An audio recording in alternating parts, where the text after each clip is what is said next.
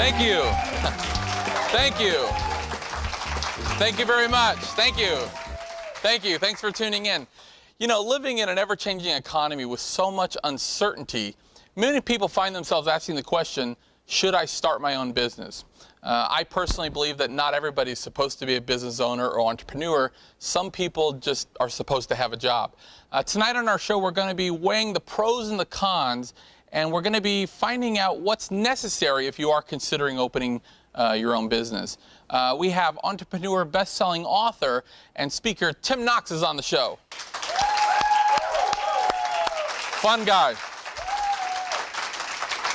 Many people say he's a cross between Donald Trump and Jeff Foxworthy, and when you hear him, you're gonna see why. We also have Amy Norris, real estate guru. She's gonna be stopping by and telling us what's happening in the real estate market. Amy Norris. And we'll also be joined by my dear friend Margot Bush as co-host. Don't go anywhere. If you're thinking about starting your own business, you won't want to miss this episode. Stick with us. We'll be right back. Thank you. Thank you very much. Thank you. Thank you. Ladies and gentlemen, please help me welcome entrepreneur and best-selling author Tim Knox. Hey, how are you? Hello. How are you, my friend? Doing good. How are you? Hey, I'm doing great. I'm glad to have you on now. I will have to say, this episode is a testament to the power of LinkedIn. It really is, yeah. Because this and then my episode next week, both are from people that I've been fortunate enough to meet on LinkedIn. It's such a powerful... Yeah, the internet's a beautiful thing. By the way, I wore my TV boots. Oh, and you still have the price and I still have the my socks friend. here, yeah. There you go. I actually bought these on the way down. Did you get a shot of that? Oh, my goodness. I support local businesses wherever I go. Oh, gosh, we are going to get along, Tim. Now, first of all, I know that you've been an entrepreneur for many years. You're a best-selling author. In fact, I know that when your book came out, within an hour, it was bestseller on Amazon. It did, yeah. And you've been very blessed. And but before we get into that, tell us a little bit about your background and how you got started as an entrepreneur. Sure. My background is the proverbial rags to riches story. Came from a very poor family in Alabama. Alabama people? Connecticut. No, okay. Not this crowd. But very, very poor family, and so we were always very resourceful. I can remember having businesses when I was a little kid. My very first business, I would steal produce out of my dad's garden and sell it door to door. And I refer to that as the rabbit. Well, I did that only until he caught me. Yeah. And I refer to that as the time I took a beating in the produce business. Yeah. So, but just always very resourcome. And, I thought you'd be like, Dad, take it easy on me. I'll give you half. my inventory was cut short. Right, let's put it that way. But yeah, come from very humble beginnings. Always been entrepreneurial. Kind of an odd fact. I have 2 brothers, a sister, and 8 cousins who are all entrepreneurs. Wow, so wow, yeah, out of poverty comes great things. Yeah. Well, and I know over the years you've helped many, or you've started up personally many different companies, mm-hmm. and but now in your life you're really working with others. You're helping them expound and kind of get their vision together and become entrepreneurs. What would you say when you sit down with a new entrepreneur? What's generally the first piece of advice you want to? It's a really good question. I do work with a lot of folks who think they want to be entrepreneurs. Yeah. And the first thing I always tell everybody is, well, you need to take a really good look in the mirror, because not everybody is cut out to be an entrepreneur. Yes. A lot of people think it will be very easy. I'll be rich by Friday. I do my own thing. I'll be my own boss, et cetera, et cetera. But, there are certain characteristics that we entrepreneurs have. You knock us down, we get right back up. Yeah. If we lose everything, we start over. We persevere. And I have a lot of people say, well, I want to quit my 8-hour-a-day job. And I'm like, well, you realize you're going to go into a 16-hour-a-day business. Right. So you've got to really look inside and make sure it's something you want to do, because you're going to get up every day and do it. Yeah. So. And really, it's almost a lifestyle. It's really not really a job. And in the beginning, you're usually first one to arrive, last one to leave. You pay yourself last after everybody else. So a lot of times they see the be your own boss, come in when I want. They see the mm-hmm. good side of it. But, hey, there's some real work involved. Well, there is. And if you're initially starting out, you're a one-man or a one-woman shop, you're going to do everything. It's not just sales and marketing. You're going to be cleaning the toilet. You're going to be putting the furniture together. You're going to be out there beating the bushes for business, and you know, you've got to have the wherewithal to stick with it, because it's tough. And I know last night we were talking at dinner, and you did write a column for quite a while for Entrepreneur Magazine, and you other things as well in writing, and also, as I mentioned, you know, best-selling author, entrepreneur, and speaker. And both of us, we have a similar background. I know you did work with the Kauffman Foundation, helping write business plans and things. And as an investor, I've had so many people come and say, you know, I need capital, or, you know, I have to, you know, get a certain amount before I start my own business or whatever. But you hear so many ideas where everybody thinks they have the winner of, like, you got to hear this. And some of them are really good ideas. Some of them, when you hear them, you're like, I don't understand what you're talking about. We probably both have our stories, but what do you feel like how do you know if it's really a good idea, if you're getting ready to get started? And the other thing is, do you feel a responsibility to shoot them straight and be like, I don't get it, kid. It's not going to work? Oh yeah, I do. When whether I'm teaching or consulting, if someone tells me a business idea, I'm legally obligated to give them my opinion. And you know how it is. Every entrepreneur falls in love with their idea. Yeah. It is their baby. They're emotionally compromised. Well, they are. It's their baby, and sometimes you have to say, "Hey, that's an ugly baby." Yeah. And, you know, and it's hard to get them to convince them of that, but you have to be honest with them, because you don't want them to waste thousands of dollars, thousands of hours, lose their home. So, yeah, if it's a great idea, I'll tell you. If it's not a great idea, I'm going to tell you. I'm 100% with you. Now, let's talk a little bit about age. You know, we've had entrepreneurs on, you know, 14, 15 years old. In fact, we had an episode recently where it was a self-made millionaire at 16, and we've had, of course, others. But do you feel like age is really a factor when starting your own business? Well, it really isn't. One of the fastest growing segments of entrepreneurs are the seniors, the baby boomers, the guys my age, girls my age older. The only difference is when you start a business when you're younger, you may have a little more energy. Yeah, sure. You've got a lot more time. Yeah. You know, so if you do go into business and you lose everything, it's easier to build back up if you're 20 than when you're 65. But as far as is age really relevant, I would go with age and wisdom any day over, you know, young and energetic. Unless it's a 16-year-old millionaire, then I'm on board. That's right. Yeah. And what about sex? Is that going to, do you think sex? I like sex very much. Well, okay, but in terms of business, do you feel like one is, you know, males have we always hear it's a man's world in business. Yeah. Do you feel like that's true, or both now? It really isn't. It was for many, many years, but the ladies are catching up. That's the truth. Right. Amen, sister. That's true. Right? Come on. Yeah, if you look at the statistics, we are an army. Women are starting businesses 2 to 1 over men. That's right.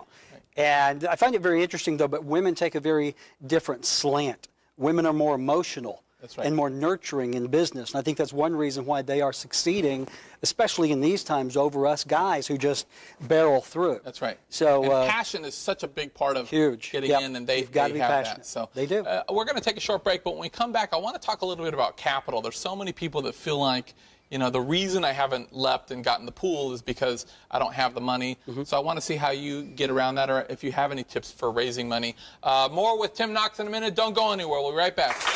Thank you very much. Welcome. I'm here with Tim Knox. We've been discussing starting up your own business. And I agree with what you were saying is it used to be, you know, they would say it's a man's world. And I think definitely that there's an even playing field now. And maybe in some industries, maybe females have an advantage. Because I think that, you know, I never tell anybody to go into business unless they're, you know, 200% passionate about the idea. Yep. A lot of times women play more on the emotion, and that serves to their advantage. In terms of experience, though, you had mentioned that you would rather take still the experience. I would. You know, if you're going to think about starting a business, you should have experience in that business. Yeah. Whether it's working for someone else as an employee or being a partner. One of the mistakes a lot of entrepreneurs make is they try to start a business they know nothing about. Yeah, right. You know, just because you have feet does not qualify you to sell shoes. Yeah, sure. So experience in a business is always good, and you can get that experience working for someone else. Well, and what's amazing too is with today's world, I think you can get $1 million education for about $200 worth of books and online blogs and other things. But I will say, and I don't know if you'll agree or not, but I feel like there's so many people that have this great vision, they have this idea, and they don't know how they're going to do it. And they wait to even get started, they wait for all the how. And by the time they figure out the how, the world has changed so much, things that, technology has changed so much that they almost need a new how. So I think you do have to have experience somewhat in the field you're contemplating starting a business, but don't wait to collect all of it. If you got 20% figured out, get in, get started, and the rest will come. Yeah, I agree. If you wait until the perfect time, there's no such thing. Yeah. But a good year in, you're right. You can do a lot of study on the internet now. Yeah.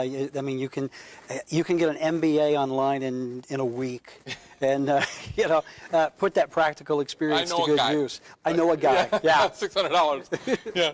But now let's talk a little bit about capital, because they always say the #1 reason why small businesses go out of business is lack of capital. And I don't know if I totally agree, because I've seen so many that maybe initially they have the right amount of capital, but because of the way those funds were allocated, or maybe unforeseen occurrences due to poor planning, then they ran out and they said, well, we need more. And but I do know that it is an issue when you're starting your own business. What's your opinion? Yeah, I agree. It's always where's the money going to come from? Yeah. And if you decide, okay, I'm going to need $1 million, you're really going to need $3 or $4 million.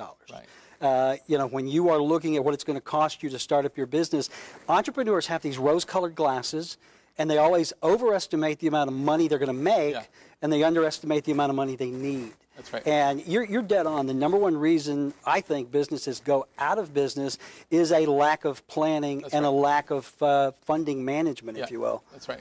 Well, and I've seen so many companies start off on little more than, sweat equity. Sure. And they've made goes of it. And also, as you know, when you're dealing with a bank, they want credit and maybe collateral and, all these factors. But a lot of times, your vision, it couldn't be launched by a bank anyways, because there's a cap on what they'll lend. Right. So you have to go outside to venture capitalists or maybe angel investors. And what many people don't realize is a lot of times dealing with those, they're not so concerned about credit or how old you are or whatever. They really base it on, the idea, how strong is the idea, how good's the plan, as you mentioned, and then the risk-reward ratio. Yeah, I think every investor, at least myself, probably you, investors that I know, they don't really invest in the business so much as they invest in the entrepreneur. Right. So you got to have a great plan. You've got to have a great idea, but you've got to be passionate, and they've got to believe that you can execute, or they're not going to write you a check. Right. And banks are not loaning money now. No. Sorry. And what I've noticed is when banks get a little tighter, sometimes angel investors and venture capitalists are a little bit more aggressive. And then when that flips and banks are a little looser, they might be a little bit more cautious. Right. But definitely there is money to be had out there, even in today's temperature. Well, there is. I mean, there are a lot of different ways you can come up with money for your business. I'm a big fan of equity line of credit in your house. I've mortgaged my house so many times the roof shakes, literally. But that's easy money to get. Banks are not lending so much, and even if they are, you're going to have to put your name, your personal name on collateral. So it's not as easy as it used to be, but there is money out there. There is. And real quick, there's always been this debate about, is it better to start your own business and go through all the angst and pains and the growing, or to just figure out a way to get the capital to buy an existing business, which actually comes with its own set of headaches as well. But there is pros and cons to each. What's your thought? Well, it strictly depends on you. Do you have an idea that you want to start from scratch and grow it? Or if there's a business, a good ongoing business, or maybe if it's a business in trouble that you can turn around. You've already got things in place. It's a great way to get there quickly. What you may have to start up and spend years building, you may be able to buy something and immediately go in. Absolutely right. And real quick, Tim, for the viewer out there that's contemplating starting their own business, or maybe they've been laid off and they're saying, you know what, I think it's time. I want to pursue that vision and get in the pool and become an entrepreneur. Do you have any advice to our viewers out there? I do. In this economy especially, a lot of people are out of work, losing their jobs, and an alternative is always, should I start a business? Right. After you're laid off, out of work, is usually not the best time, but it is a time of opportunity. So just make sure business is really right for you and your idea is good, and go for it. And real quick, I want to mention the book. Read the book. Everything I know about business, I learned from my mama. And I have to tell you, this book is hilarious. Thank you. And I know you do have a background as a comedian as well, so you see a lot of that Foxworthy type humor in it. But really powerful business lessons, real meat and potatoes in here. And I recommend the book, available everywhere. But if people want more information, where can they go? Just go to the website, timknox.com, and a lot of content there, a lot of videos, and you can buy the book. Tim Knox, everybody. Thank you so much, Tim. Appreciate it, man. That's our show. We're out of time. I want to give a special thanks to Margot Bush and also Amy Norris for stopping by. And don't forget to get involved in your local community and be forgiving of others. Good night, everybody.